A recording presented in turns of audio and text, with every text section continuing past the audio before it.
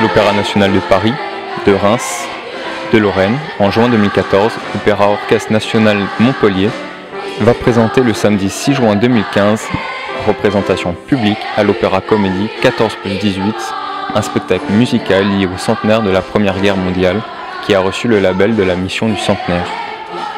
Le projet 14-18 s'inscrit dans le cadre du programme pédagogique 10 mois d'école et d'opéra, initié par l'Opéra National de Paris, destiné aux élèves relevant de l'éducation prioritaire et n'ayant pas facilement accès à l'art et à la culture. Bonjour. Bonjour. On vient d'assister au filage de la mise en scène. Il n'y aurait pas de superlatif pour désigner le travail qui a été réalisé avec les groupes scolaires que vous avez à votre charge. Pouvez-vous nous présenter en quelques mots cette mise en scène, le travail que vous avez effectué maintenant depuis 1 an? Alors le travail qu'on a effectué, c'est un projet qui existe, qui a été créé l'année passée à l'Opéra de Paris avec 4 autres classes, Aubervilliers, Argenteuil, Nancy et Reims. Donc du coup le projet en lui-même, la matrice du projet était prête. On sait qu'a priori c'est un spectacle qui fonctionne. Le travail qu'on a effectué avec les 3 classes de Montpellier, c'est une réadaptation d'abord du texte pour l'incarner avec 3 classes et non plus 4 classes. C'est un travail de répétition hebdomadaire de 3 heures par semaine avec des activités qui sont celles de la danse, du théâtre et du chant.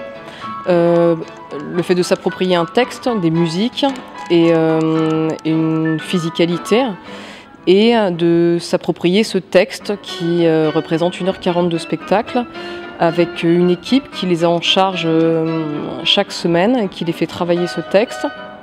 Puis 5 grands rendez-vous au cours de l'année où les classes se rencontrent et où tout d'un coup le puzzle se met en place. Puis la dernière période dans laquelle on se trouve, qui est une période d'immersion où les 80 élèves sont ensemble, donc les 2 classes de CM2 et la classe de 5e, pour 12 jours d'immersion à peu près, où 6 heures par jour, ils répètent avec le son, la lumière, l'orchestre, le décor qu'ils ont rencontré juste il y a une dizaine de jours, et pour mettre bout à bout tous les morceaux du spectacle qu'ils ont appris séparément et qui tout d'un coup ils se rendent compte que ces morceaux forment une histoire, et on en est là, c'est-à-dire qu'on est au moment des filages. Et le filage au théâtre, c'est le moment où on enchaîne les scènes les unes derrière les autres et où les élèves se rendent compte de la durée, de la temporalité du spectacle. Alors justement, parlons de l'histoire. Ouais.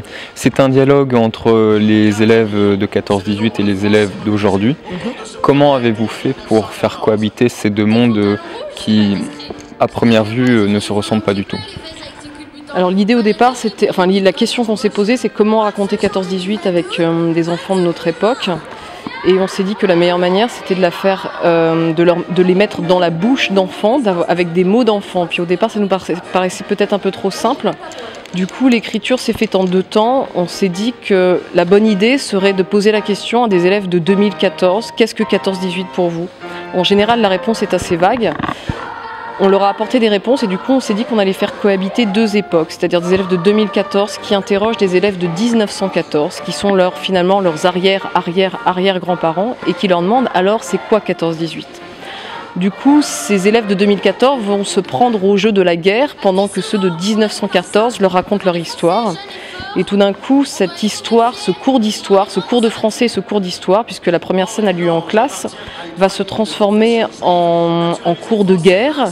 Et ce jeu, qui a priori a l'air d'un jeu amusant au départ, va finir par devenir un jeu sérieux.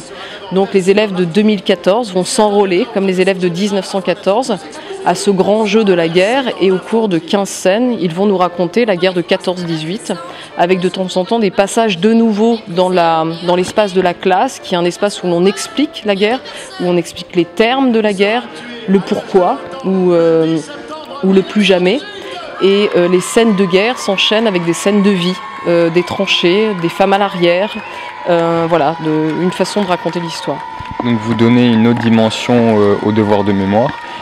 Pensez-vous que par le prisme artistique, le prisme du théâtre, le message du devoir de mémoire est mieux perçu et mieux compris par cette génération?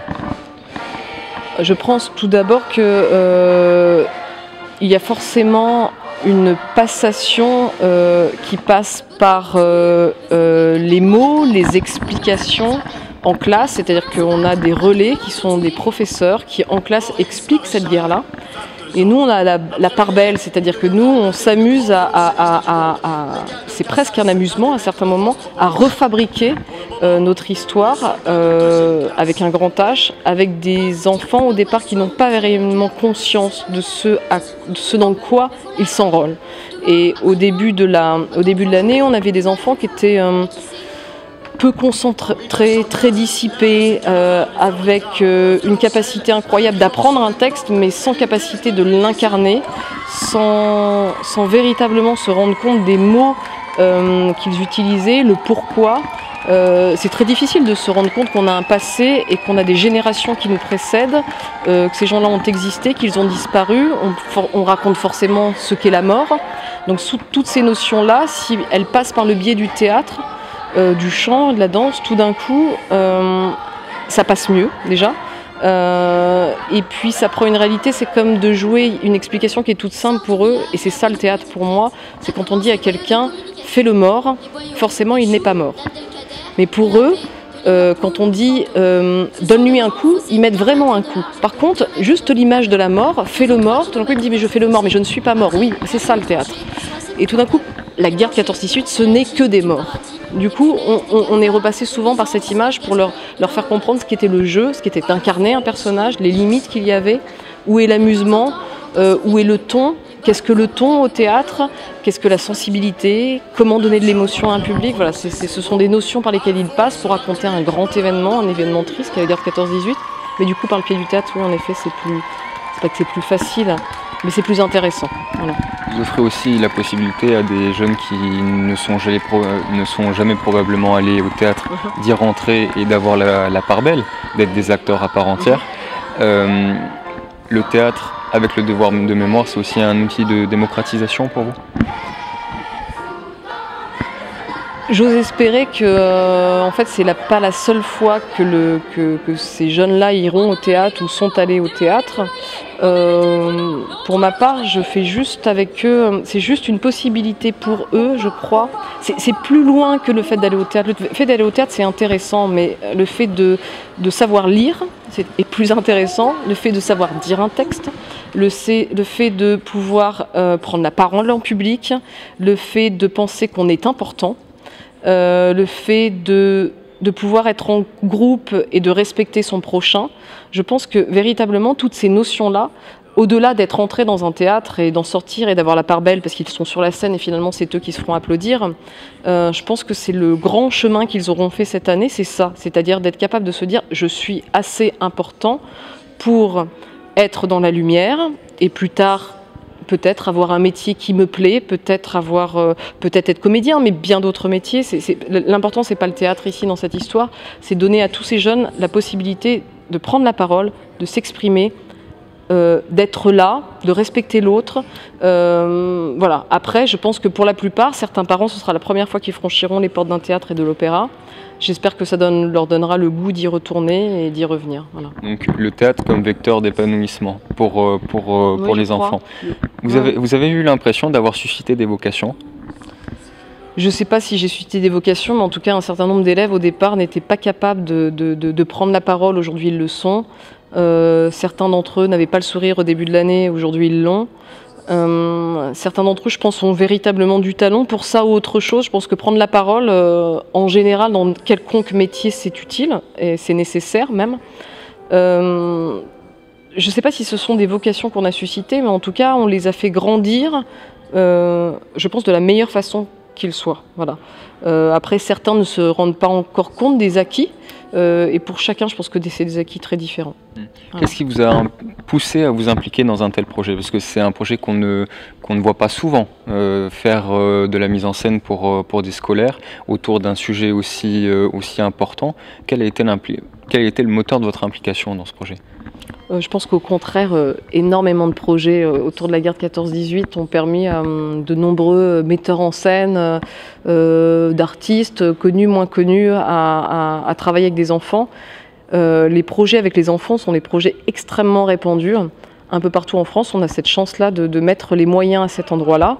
Pour ma part, je pense que si j'avais su au départ l'ampleur de l'aventure, voilà, j'y serais peut-être allée au reculons. Pour moi, voilà, j'ai la possibilité, on va dire l'énergie et l'envie de travailler avec des groupes. Je trouve que de travailler au théâtre avec des masses est une chose assez rare parce que le théâtre coûte cher. Et en général, quand on est à 5-6 comédiens sur une pièce, on est heureux. Là, j'ai plus de 80 enfants sur scène. Et du coup, je trouve que c'est un formidable outil, voilà, qu'ils soient jeunes ou moins jeunes, que ce soit des enfants ou pas. L'idée, c'est non pas de faire un spectacle d'amateur, mais un spectacle de professionnel. Et avec le temps, je pense qu'ils acquièrent des outils de professionnels. Justement, à quelques temps de la première, comment se profile l'avancée de la pièce? Je suis confiante, je leur fais confiance, je suis confiante, on lâche rien. On leur apprend le plus difficile, c'est la concentration et l'écoute. C'est les derniers outils, je pense, qu'il leur manque un peu pour pouvoir donner vie à ce spectacle. Mais je pense que la plupart d'eux ont les outils. C'est juste une question de temps et de rétrécissement du temps. C'est-à-dire que plus on va s'approcher de la première, plus la peur grandissante, la tension grandissante va faire que le spectacle va se resserrer et qu'il aura lieu. Voilà. Je vous remercie. On vous donne bien évidemment rendez-vous le samedi 6 juin à 17 h à l'Opéra Comédie de Montpellier pour assister à cette représentation. Merci.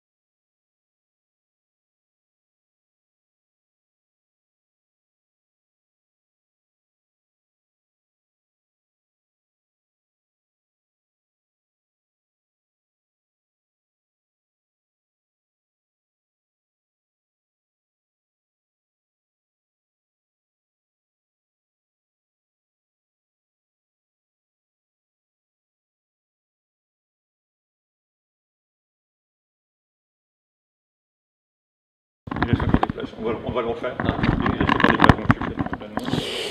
On vous attend bien évidemment le samedi 6 juin à 17 h à Opéra Comédie pour la représentation de 14+18. Il reste des places. Venez. Merci.